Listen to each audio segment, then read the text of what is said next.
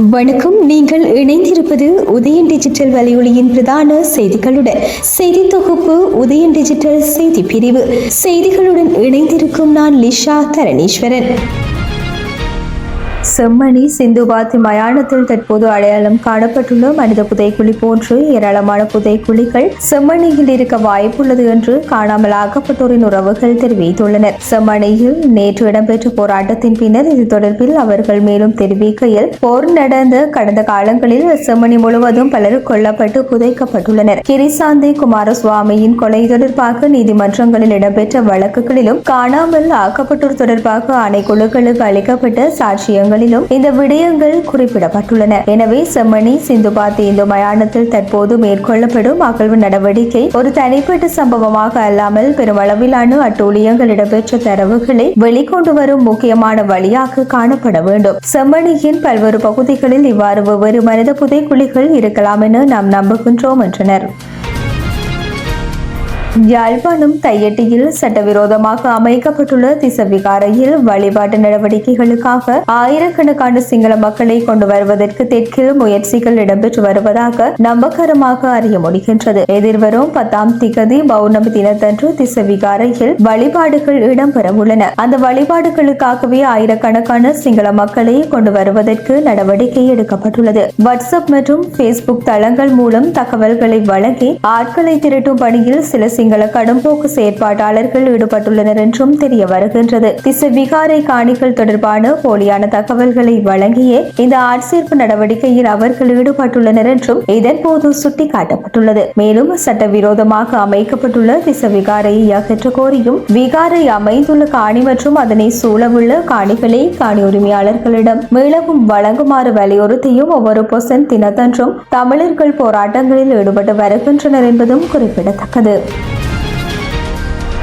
மன்னார் சதோச மனித புதைக்குழி வழக்கு தொடர்பில் சில தீர்மானங்கள் முன்னெடுக்கப்பட்டுள்ளதாக வலிந்து காணாமல் ஆக்கப்பட்ட உறவுகள் சார்பாக நீதிமன்றில் முன்னிலையான சட்டத்தரணி VS நிரஞ்சன் தெரிவித்துள்ளார். மன்னார் சதோச மனித புதைக்குழி வழக்கு நேற்றைய தினம் மன்னார் நீதிவான் நீதிமன்றத்தில் விசாரணைக்கு எடுத்துக் கொள்ளப்பட்டது. இது தொடர்பாக ஊடகங்களுக்கு கருத்து தெரிவித்த போதே அவர் இவ்வாறு தெரிவித்தார். மேலும் தெரிவித்த அவர், மன்னார் சதோச மனித புதைக்குழி வழக்கு இன்றைய தினம் மன்னார் நீதிவான் நீதிமன்றத்தில் விசாரணைக்கு எடுத்துக் கொள்ளப்பட்டது. இதன்போது ஏற்கனவே அழைக்கப்பட்ட சட்டத்தரணிகள் பிரசன்னமாகி இருந்த நிலையில் மன்னார் நீதிமன்ற நீதிவான் மற்றும் அழைக்கப்பட்ட நிறுவனத்தினரும் குறித்த சதோச மனித புதைக்குழி பகுதியை இன்றைய தினம் காலை நேரடியாக சென்று பார்வையிட்டனர். இதன்போது சில தீர்மானங்களுக்கு முன்வந்தார்கள். குறித்த புதைக்குழி பிரதேசத்தை சுத்தப்படுத்துவதாகவும் நிரம்பியுள்ள நீரை அகற்றுவதற்கு நகர சபை இணக்கம் தெரிவித்துள்ளதன் அடிப்படையில் குறித்த நீரை அகற்றுவது என்றும் குறித்த புதைக்குழியை பகுதி அளவில் மூடுவது தொடர்பாகவும் கலந்துரையாடப்பட்டது. இதன்போது ஏற்கனவே எடுக்கப்பட்ட மண் சதோச நிறுவனத்திடம் காணப்படுகின்றதா, அது எங்கே இருக்கின்றது போன்ற விடயங்களை போலீசார் நீதிமன்றத்திற்கு சமர்ப்பிப்பது தொடர்பிலும் தீர்மானிக்கப்பட்டது. இதன் அடிப்படையில் இந்த வழக்கு மீண்டும் எதிர்வரும் 12ஆம் திகதி இடம்பெறவுள்ளது என்றார்.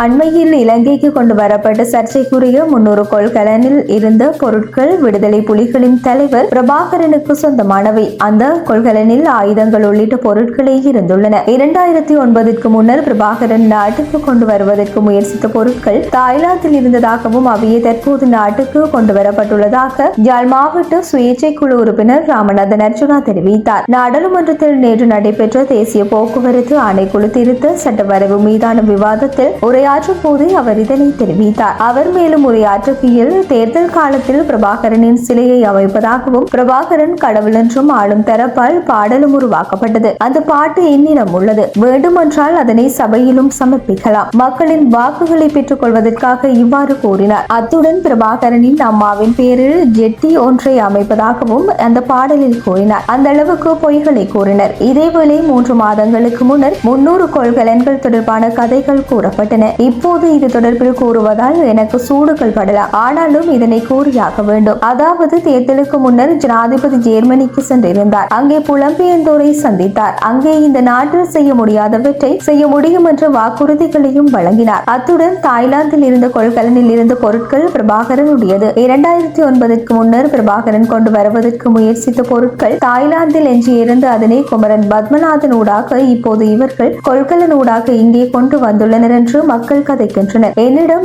ஜெர்மனியில் உள்ள புலம்பெயர்ந்த மக்கள் கதைத்தனர். அங்கு எஞ்சியிருந்த ஆயுதங்கள் கொள்கலனில் போட்டு அண்மையில் கொண்டு வந்துள்ளதாக கூறுகின்றனர். இதனை உறுதிப்படுத்த முடியாது, ஆனால் இதனை பொறுப்புடன் கூறுகின்றேன். அந்த 300 கொள்கலனில் கொண்டு வரப்பட்டவை பிரபாகரனின் ஆயுதங்களே ஆகும். தாய்லாந்தில் இருந்து ஒவ்வொரு இடத்திற்கும் சென்று இறுதியில் இங்கே கொண்டு வந்தனர். இதேவேளை இவற்றை கூறுவதால் எனக்கு அச்சுறுத்தல் ஏற்படலாம். என்னை பதவியில் இருந்து நீக்க முயற்சிக்கின்றனர். ஜூன் 26 வழக்கு உள்ளது. என்னை சிறைக்கு அனுப்பலாம். ஆனால் நான் எப்போதாவது வெளியில் வருவேன். ஆனால் நான் அஞ்சவில்லை. ஜனாதிபதி மீண்டும் ஜெர்மனிக்கு போகின்றார். புலிகளின் டயஸ்போராவின் ஜெர்மனியில் உள்ள தலைவர் ஒருவர் என்னிடம் கூறியுள்ளார். ஜனாதிபதி வந்தபோது பணம் கொடுத்ததாக கூறினார். நான் புலம்பெயர்ந்தோரிடம் இருந்து பெற்ற பணம் தொடர்பான தகவல்களை வெளிப்படுத்தியுள்ளேன். ஆனால் உங்களால் அதனை கூற முடியுமா என்றார்.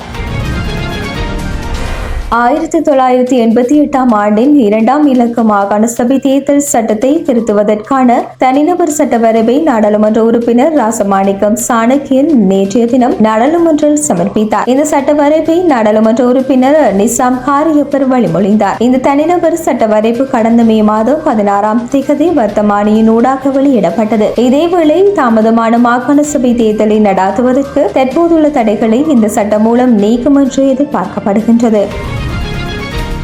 முல்லைத்தீவு வட்டுவாக்கல் பாலத்துக்குரிய நிர்மாண பணிகள் எதிர்வரும் ஆகஸ்ட் மாதம் ஆரம்பமாகும் என்று சபை முதல்வரும் அமைச்சருமான விமல் ரத்நாயக்க தெரிவித்துள்ளார். நாடாளுமன்றத்தில் நேற்று கருத்து தெரிவித்த போதே அவர் இவ்வாறு தெரிவித்தார். அவர் மேலும் தெரிவிக்கையில், நந்திக்கடல் வட்டுவாக்கல் பாலத்தின் மாதிரி திட்டம் இறுதிப்படுத்தப்பட்டுள்ளது. எதிர்வரும் ஆகஸ்ட் மாதம் நிர்மாண பணிகளை ஆரம்பிப்பதற்கு எதிர்பார்க்கின்றோம் என்ற சுப செய்தியை வெளியிடுகின்றேன். மத்திய அதிவேக நெடுஞ்சாலை நிர்மாண பணிகளும் உரிய வகையில் ஆரம்பமாக உள்ளது என்றார். முல்லைத்தீவு வட்டுவாக்கல் பாலம் நிர்மாணிப்பதற்கு 2025 பாதீட்டில் 1000 மில்லியன் ரூபாய் ஒதுக்கப்பட்டுள்ளது. பொய்யுரைத்து ஆட்சிக்கு வந்தது யார் என்ற கேள்விக்குரிய பதிலை காலம் நிச்சயம் வழங்கும் என்று ஸ்ரீலங்கா பொதுஜன பெரமுன கட்சியின் தேசிய அமைப்பாளர் நாமல் ராஜபக்ச தெரிவித்துள்ளார். நாடாளுமன்றத்தில் நேற்று நடைபெற்ற விவாதத்தில் நாமல் ராஜபக்சவுக்கும் நீதி அமைச்சர் ஹர்சன நாணயக்காரவுக்கும் வாக்குவாதம் ஏற்பட்டது. நீதி அமைச்சரின் உரையொன்று தொடர்பில் நாமல் ராஜபக்ச விமர்சனங்களை முன்வைக்க முற்பட்ட வேளையே வாக்குவாதம் ஏற்பட்டது. எடிட் செய்யப்பட்ட காணொலியை வைத்துக் கொண்டு கதைக்க வேண்டாம், தேவையென்றால் முழுமையான வீடியோவை அனுப்புகின்றேன், பொய்யுரைத்து சேறு பூச வேண்டாம் என்று நீதி அமைச்சர் குறிப்பிட்டார். நீதி அமைச்சர் பொறுப்புடன் உரையாற்ற வேண்டும். அவர் சட்டமா அதிபர் திணைக்களத்தில் தான் தொழில் செய்தார். எனவே நீதித்துறை தொடர்பில் அவர் தவறான கருத்தை வெளியிட்டால் அதனை சுட்டிக்காட்டும் பொறுப்பு எமக்கு உள்ளது என்று நாமல் பதிலளித்தார். பொய் உரைக்க வேண்டாம் என நீதி அமைச்சர் மீண்டும் மீண்டும் வலியுறுத்தினார். பொய் உரைப்பது நாமா நீங்களா என்பதை காலம் நிரூபிக்கும் என்று நாமல் குறிப்பிட்டார். இத்துடன் உதயன் டிஜிட்டல் வலையொலியின் இரவு நேர பிரதான செய்திகள் நிறைவடைகின்றன. தொடர்ந்தும் நாளை காலை நேர பிரதான செய்திகளுடன் இணைந்திருங்கள். வணக்கம்.